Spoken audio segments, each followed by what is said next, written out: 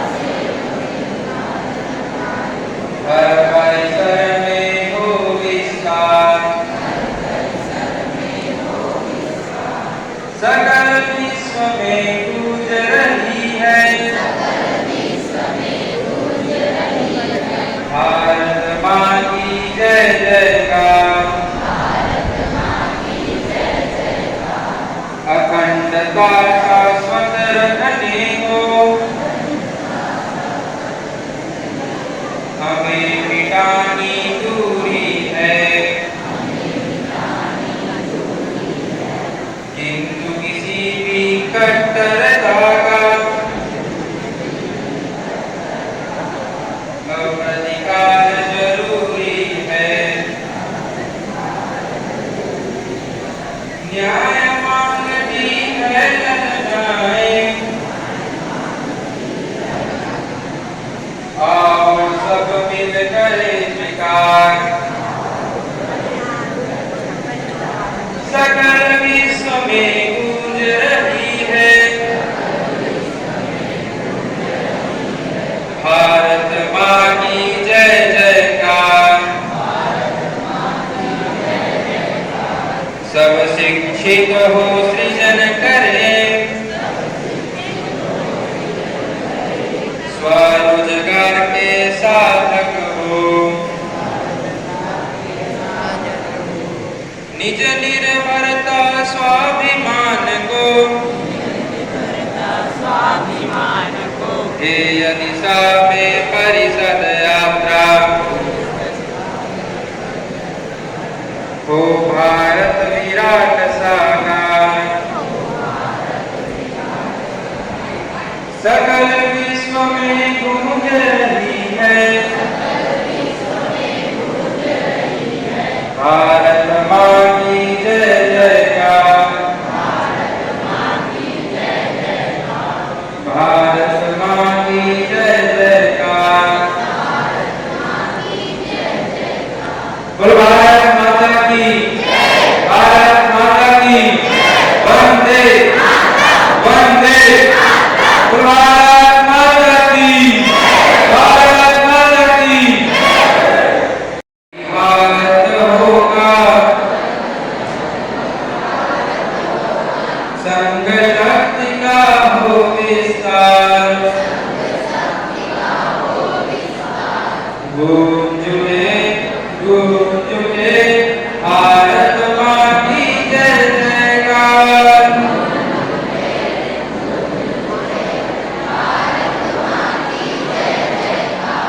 व्यक्ति और परिवार प्रबोधन, समरसता का भाव बढ़े, नित्य चिंतन मंथन से समरसता का भाव जगे, इसी भाव के बल से मुझे देशभक्ति रहूंगा,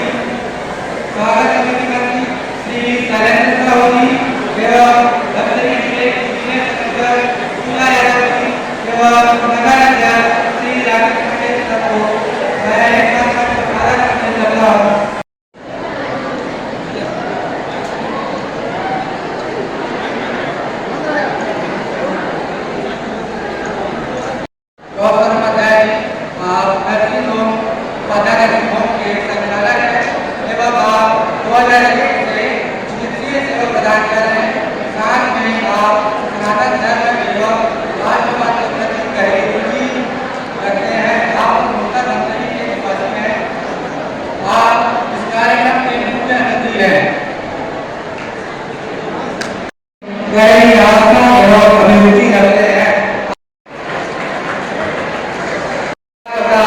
एवं लोगों में धर्म के प्रति जागरूकता लाने हेतु कार्य करते हैं। मैं आपके स्वागत के लिए नगराध्यक्ष श्री राकेश पांडे सर को मंच पर आमंत्रित करता हूं।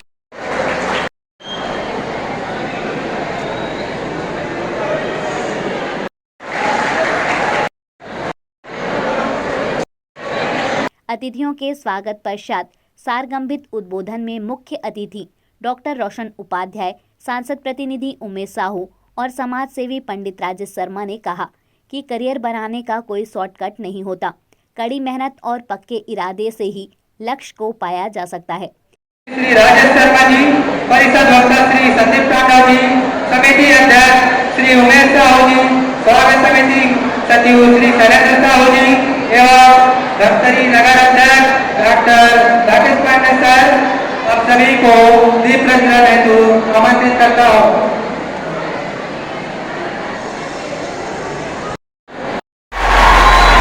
परिषद के छात्र समागम में मुख्य अतिथि के रूप में है हमारे बीच डॉक्टर रोशन उपाध्याय सर जी, डॉक्टर हमारे पंडित राजेश साहब जी हैं, शैलेश जी हैं, और ऐसे छात्र संगठन जिन छात्रों से सबको अपेक्षा है, आप लोगों से घर परिवार के जितने सदस्य हैं उनको अपेक्षा है, गांव वालों को अपेक्षा है, समाज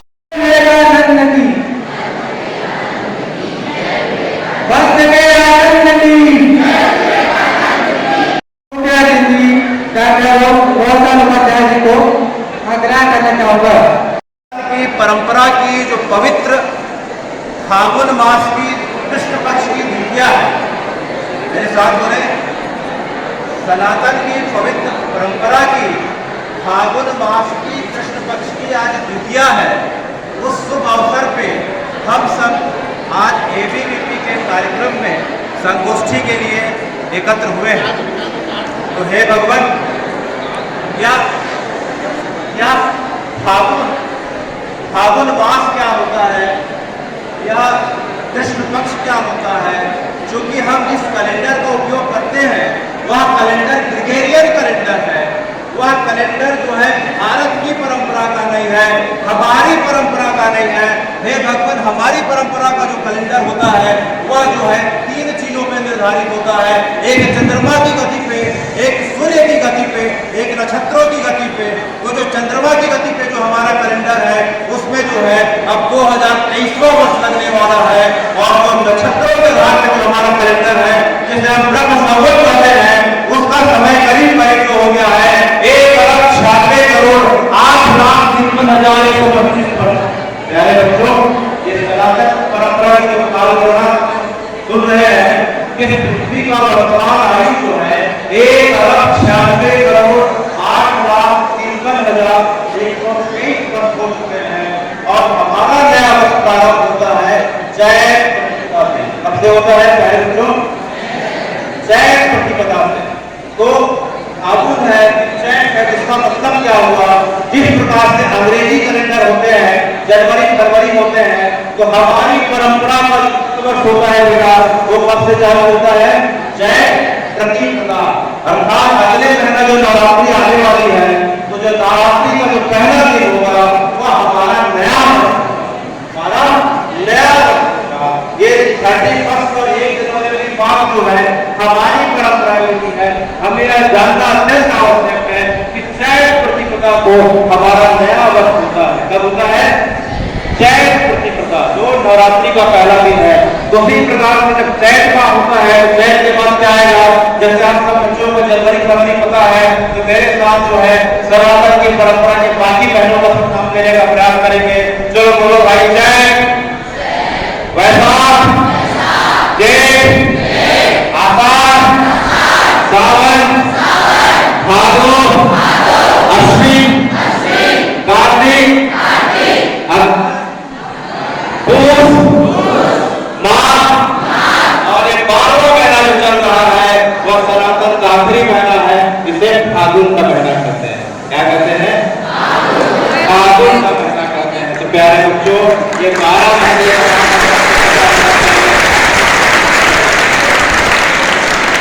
पता होना चाहिए कि नहीं? पता करो, पता होना चाहिए कि नहीं? 12 महीने के नाम जो हमारी परंपरा है, और हमारी परंपरा का नया नाम कब होता है? किसने बताओ? चैत प्रति जिस दिन नवरात्रि का पहला दिन होता है। तो हे भगवान, इसका मतलब क्या हुआ? इसका मतलब यह हुआ कि प्रत्येक महीने की पूर्णिमा को जब चंद्रमा जिस नक्षत्र में होता है वह उस महीने का नाम होता है। 2 दिन पहले माघी पूर्णिमा थी, जिसमें महानदी में डुबकी लगाए, तो पूर्णिमा को जो है वो पूर्णिमा को चंद्रमा जो है फागुनी नक्षत्र पे आ गए, इसलिए इस महीने का नाम क्या हो गया? फागुन। अगले महीने में चंद्रमा चित्रा नक्षत्र पे चले जाएंगे, तो कौन सा महीना पड़ेगा? चैत नक्षत्र पड़ेगा। तो चंद्रमा महीने के जिस पूर्णिमा को जिस नक्षत्र पे जाते हैं वह हमारी परंपरा का वह महीने का नाम होता है। तो हमारी सनातन की परंपरा इतनी अद्भुत और विशाल है। अभी हमने पूरा 1,96,000 करोड़ से ज्यादा गिन गए। हमारी परंपरा ज्यों की त्यों है। बाकी परंपराएं तो आती और जाते रहती है। माया सभ्यता आई, इंका सभ्यता आई, समुद्र आई, बेबीलोनिया आ गई, रोमन आए, ग्रीस आए, सब आए और चले गए। यूनेस्को के पास जो है सभ्यताओं का मात्र 4,000 वर्ष का पुराना रिकॉर्ड है, लेकिन सनातन की परंपरा करीब 2 लाख पूरी हो चुकी है। और बाकी इस बात का हमें गर्व होना चाहिए और गर्व होना चाहिए कि हम उस परंपरा के हमारे बारे में हम लिखे तो समझ में आता है। जो विश्वविख्यात कवि रखे हैं, जिन्होंने जो है सारे जहां शिक्षा कवि राष्ट्रगान के रूप में हमें दिया था, मोहम्मद इकबाल लिखते हैं कि रोमा मिस्र यूनान मिट गए जहां से, बाकी अभी कलम में नामो निशान हमारा। कुछ बात है कि हस्ती मिटती नहीं हमारी, सदियों रहा उस पर जमाना।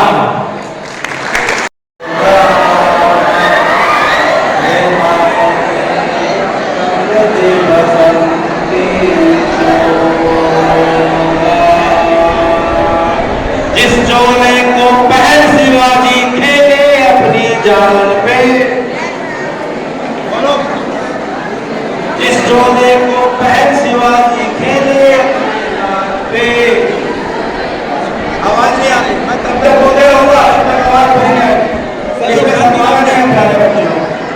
शोले को पहन शिवाजी खेले अपनी जान पे,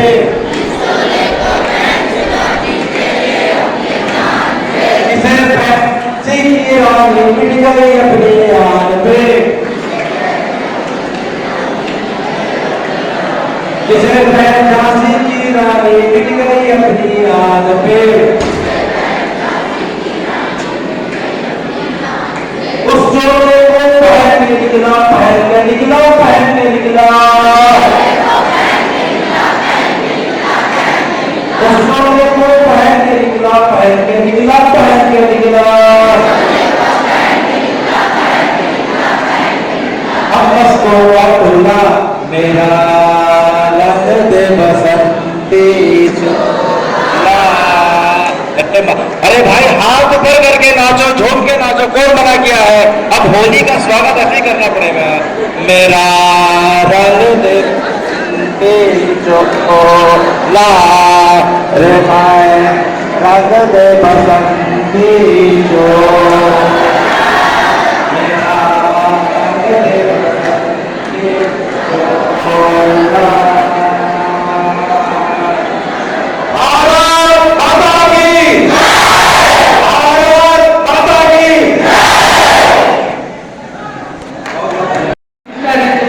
श्री राजेश तलानी को संबोधन हेतु आग्रह करना चाहता हूँ।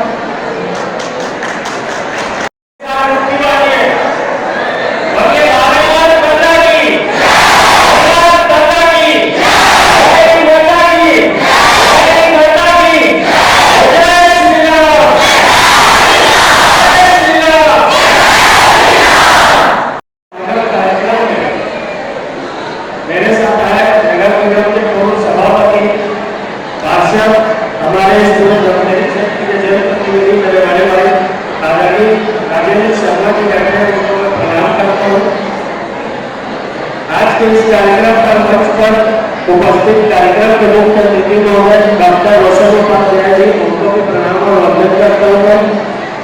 मंचस्थ उमेश साहू जी और जितने भी अतिथि लोग बैठे हैं और मेरे पिता तो जो बैठे थे ज्ञानीलाल जी अग्रवाल, सीताराम जी, डॉक्टर जय जी, शरद बाबर जी, आप सभी को मैं इस मंच से बहुत वंदन और नमन करता हूँ, क्योंकि आप सब अखिल भारतीय विद्यार्थी परिषद के विद्यार्थी है, इसलिए आप सबसे बड़े देश के राष्ट्रभक्त हैं।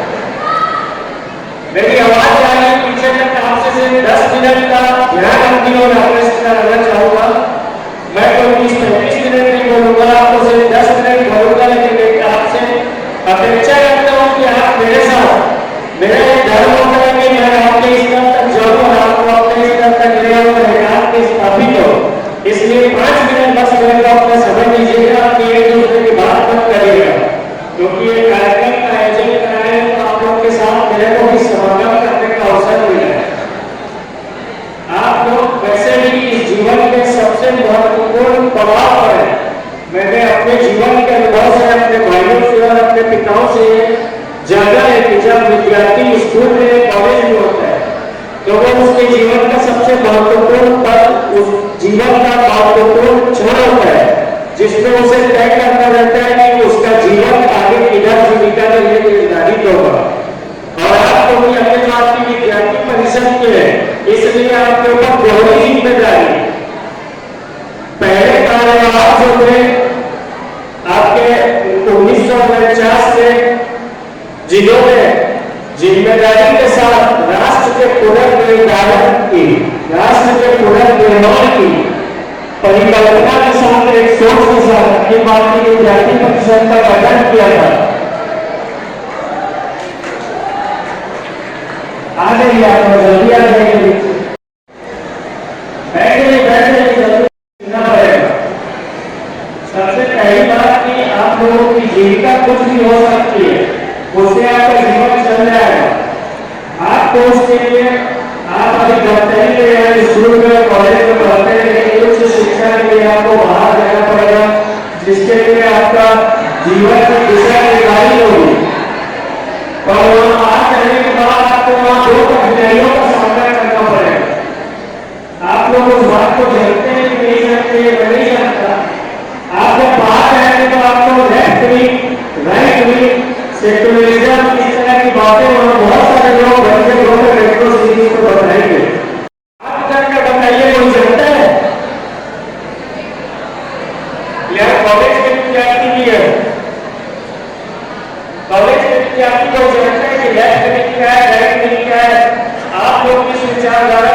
जब अपने बात की विद्यार्थी परिषद में हो आप लोग, तो आपका काम क्या है, आपका नैतिक जात और दायित्व क्या है, कोई नहीं जानता।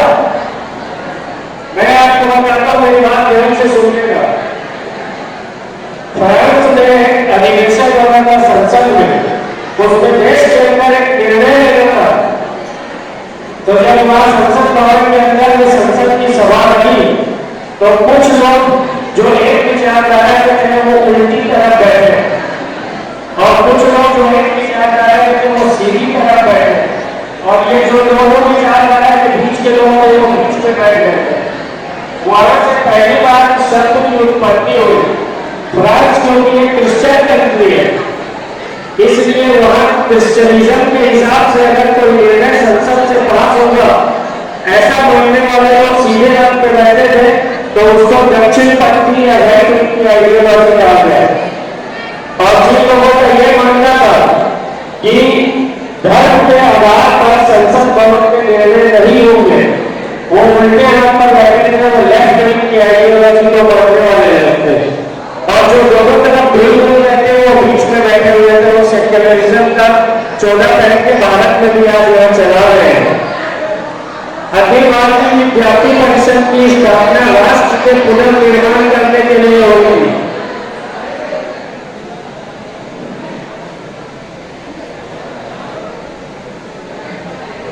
आप लोग 10 मिनट इस सभा पुनर्निर्माण करने के लिए होगी। आप लोग में जो राष्ट्र का मतलब और देश का मतलब जानते हैं, हाथ उठा के समर्थन कीजिए। राष्ट्र का मतलब कौन जानता है?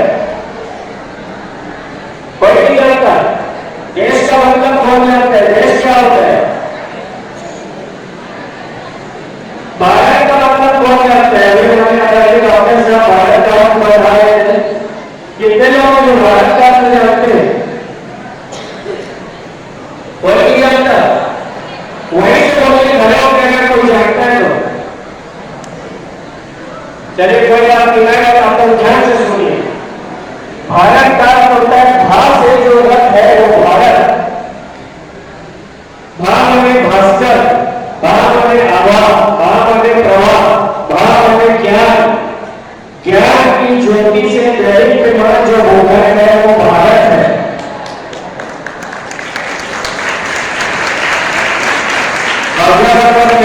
भारत कहते हैं वो केवल एक देश होता है, और जब हम उसी को भारतवर्ष कह देते हैं तो वो एक राष्ट्र हो जाता है। आप लोग ये नक्शा देखते लगे रहता है, जो यहाँ बाहर भी शायद लगा है कि वो एक भारत का नक्शा बना हुआ है। ऊपर कश्मीर के पास पहाड़ जैसा दिखता है, तीन तरफ समुद्र दिखता है।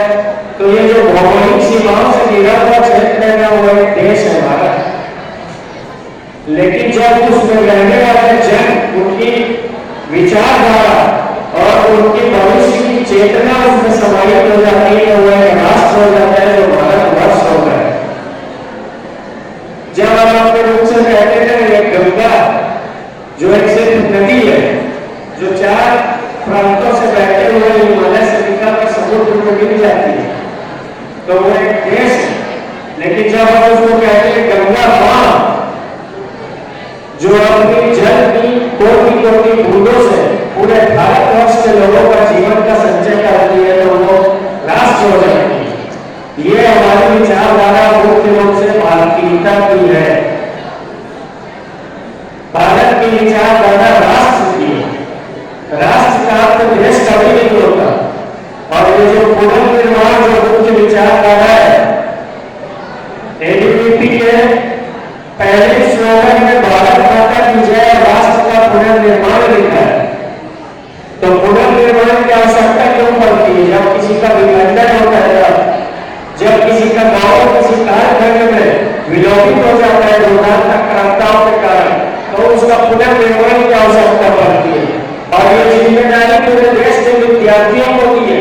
इसीलिए बोलते हैं छात्र शक्ति, बोलिए जोर से, छात्र शक्ति, छात्र शक्ति। जब ये छात्रों की शक्ति इन 3 शब्दों के साथ, जिसमें लिखा है पहला शब्द ज्ञान, दूसरा शब्द लिखा है शील और तीसरा शब्द लिखा है एकता, यह उसी के उस जड़ को निकाल के बनाया गया शब्द है। वस्तुतः होता यह है कि जिस व्यक्ति के पास ज्ञान का संचय होने लगता है उसके पास शील कभी नहीं होता। ये दोनों चीजों को एक साथ शामिल करने के लिए एक का शब्द यहाँ आया है। तो जिस दिन आप लोग ज्ञान प्राप्त करोगे, जो स्कूल में प्राप्त कर रहे हो, कॉलेज में मिलेगा आपको, बाहर जाओगे विपरीत विचारधारा वाले लोगों से जब आपका डिबेट होगा, वहां पर किसी चीज की कमी ना रहे, इसलिए संस्कार के बीच आपको स्कूल में शिक्षक लोग देते हैं कि भारत क्या है, भारत राष्ट्र क्या है, भारत का धर्म क्या है और आपको विद्यार्थियों से कैसे लड़ना है। आप जिस दिन सुसंस्कृत, सुशिक्षित, ये दो शब्द आप अपने कागज में पढ़ लीजिए, आपको स्कूल से सुसंस्कृत और सुशिक्षित होना है, उसके बाद अपने आप को सुरक्षित करना है, सुरक्षित करने के बाद आपको अपनी जीविका के लिए संपन्न होना है और उसके बाद सेवा प्रदान के माध्यम से राष्ट्र की सेवा करना है। तब ये राष्ट्र का पुनर्निर्माण का मार्ग प्रशस्त होगा। ये जिम्मेदारी सबसे ज्यादा अगर किसी नए देश में तो अपने भारतीय विद्यार्थी परिषद के विद्यार्थियों में, और आप लोग अपनी जिम्मेदारी का निर्वहन कर रहे हैं। जो अनुशासन आप लोगों में दिखता है, जैसे बीच के बच्चे पूरे यूनिफॉर्म में आए, आपको मालूम है कि ये स्कूल में यूनिफॉर्म क्यों रखा जाता है? आजकल बहुत सारे कोएड स्कूल और कॉलेज है जहाँ को एजुकेशन होता है, वहाँ ये यूनिफॉर्म का सिस्टम और कल्चर हट गया है। ये भारत में मेघालय में आके ऐसा किया था संस्कृति और जड़ को काटने के लिए। आज आप लोग देखते हो कि कुछ लोग डॉक्टर साहब पैसे वाले घर के हो जाते हैं, तो वो पैसे वाले घर के लोग क्या करते हैं मालूम है? माता पिता अपने बच्चों को पढ़ाने के लिए ट्यूटर और टीचर को घर में बुला रहे हैं, थोड़ा सा पैसा भी अंदर आ जाएगा और वो पैसे के अभिमान में उनको अपने घर में बुलाते हैं। और वास्तुतः शिक्षा पद्धति क्या होती है? डॉक्टर साहब बताया, बाबा तुलसीदास ने लिखा, गुरु मिले गए पलक न बुलाए, अल्पकाल विद्या सब पाई। तो इस देश की संस्कृति और परंपरा यह है कि भगवान राम जो पूरे अयोध्या के राजकुमार है, उनको किस चीज की कमी है?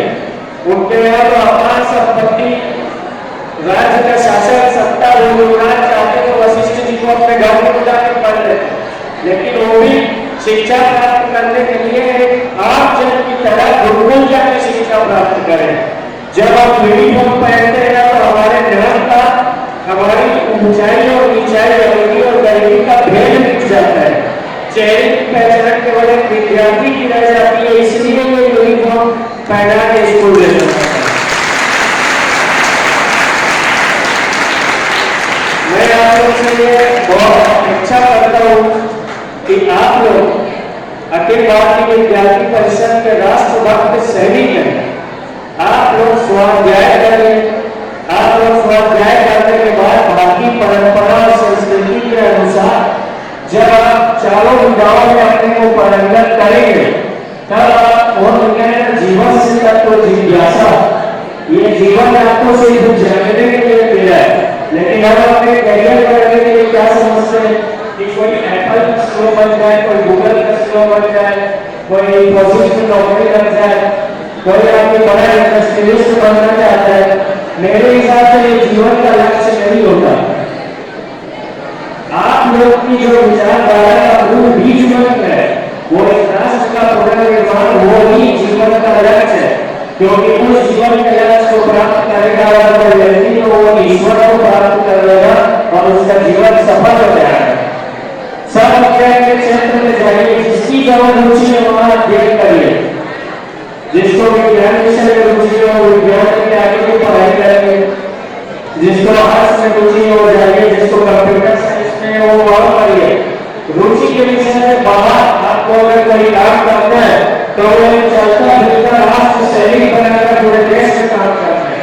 डॉक्टर साहब की दफ्तर के सबसे बड़े राष्ट्र सैनिक जो आपके बीच में बैठे हुए, ये अपनी ओपीडी चलाते हैं, लेकिन ओपीडी चलाने के साथ अपनी विचारधारा को पूरे अपने साथ लेके चारों तरफ घूमते हैं और इस विचारधारा को दूसरे लोगों को राष्ट्रभक्ति का ज्ञान मिले। आप भी ऐसे ही बचिए कि आप भक्त के डॉक्टर नहीं करिए, लेकिन आप सैनिक बन के राष्ट्र की सेवा करिए। ये राजेंद्र भैया जी बैठे नगर निगम में 5 साल सभापति थे। इनके ऊपर पूरे धमतरी का कोई आदमी है कि यह आरोप नहीं लगा सकता कि इन्होंने 100 रुपए में किसी काम के लिए किसी को लिए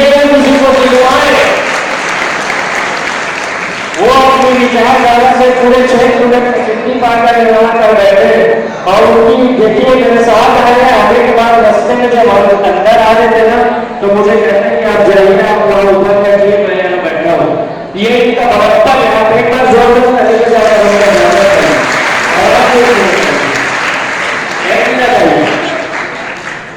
इन व्यक्ति से जितनी आप लोग प्रेरणा लेंगे जीवन ये खुद छात्र मुक्त विद्यार्थी रह चुके हैं, उसके सदस्य रह चुके हैं। आज से 35 साल पहले जब ये किशोर अवस्था में थे और जीवन की दशा तय कर रहे थे तो अखिल भारतीय विद्यार्थी परिषद के अध्यक्ष का चुनाव करके आज तक के इतिहास में दफ्तरी के इस कॉलेज में सर्वाधिक मतों से चुनाव जीत रहे हैं।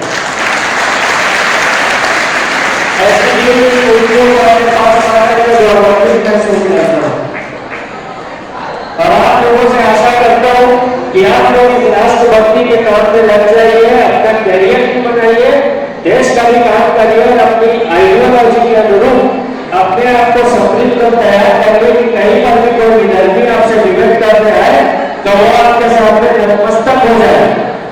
आप लोग बहुत बधाई के पात्र हैं। एबीवीपी के जिला संयोजक पूजा यादव जी और जितने भी साथी भाई हैं, आप लोगों ने मुझे यहाँ बुलाया, मुझे बोलने का, आपसे संवाद करने का अवसर प्रदान किया, उसके लिए आपके प्रति बहुत बहुत कृतज्ञता ज्ञापित करता हूँ, धन्यवाद करता हूँ। और बहुत लंबा समय आपके बीच में बोलूंगा नहीं, अपनी वाणी को विश्राम कर रहा हूँ। विश्राम करने के पहले एक बार हमारे पूज्य गुरु शंकराचार्य जी महाभाग है, कल्पत्री जी महाभाग है, उन्होंने नारा दिया, ये भगवत गीता के 5वें अध्याय के 34वें श्लोक से आया है और उस नारे में इस राष्ट्र को अखंड करने की कल्पना है जो भगवान कृष्ण के वचन है।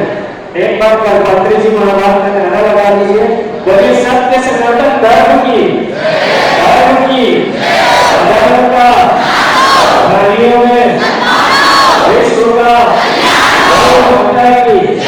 गौरव सत्य, गौरव सत्य, भारत भारत नमो पार्वती पते हर हर। बहुत धन्यवाद, बहुत प्रणाम आपका।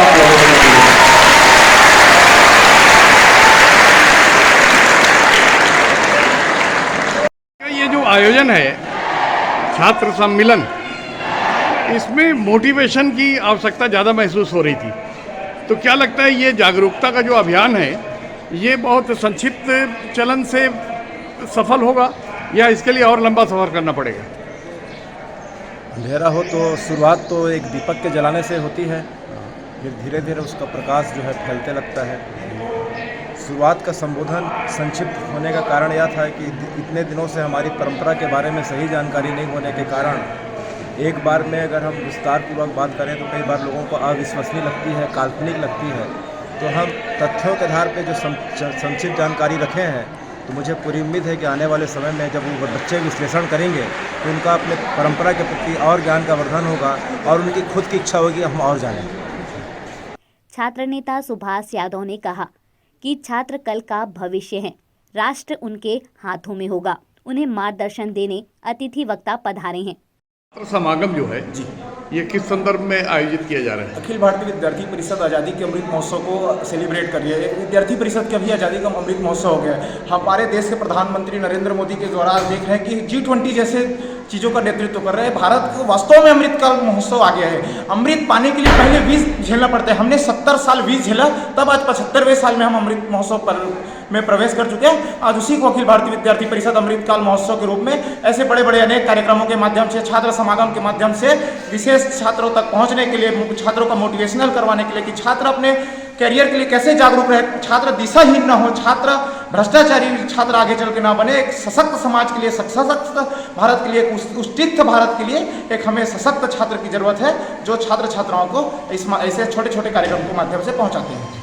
मुख्य अतिथि कौन होंगे, अध्यक्षता कौन करेंगे और विशिष्ट अतिथि कौन है? आज के कार्यक्रम के मुख्य अतिथि डॉक्टर रोशन उपाध्याय जी हैं और कार्यक्रम के विशेष मुख्य वक्ता पंडित राजेश शर्मा जी हैं। कार्यक्रम के स्वागत समिति के अध्यक्ष उमेश साहू जी हैं। स्वागत समिति के सचिव शैलेंद्र साहू जी हैं। अभी लेते हैं एक छोटा सा ब्रेक। आप देखते रहिए MG TV, क्योंकि खबरों का सिलसिला यहाँ थमता नहीं।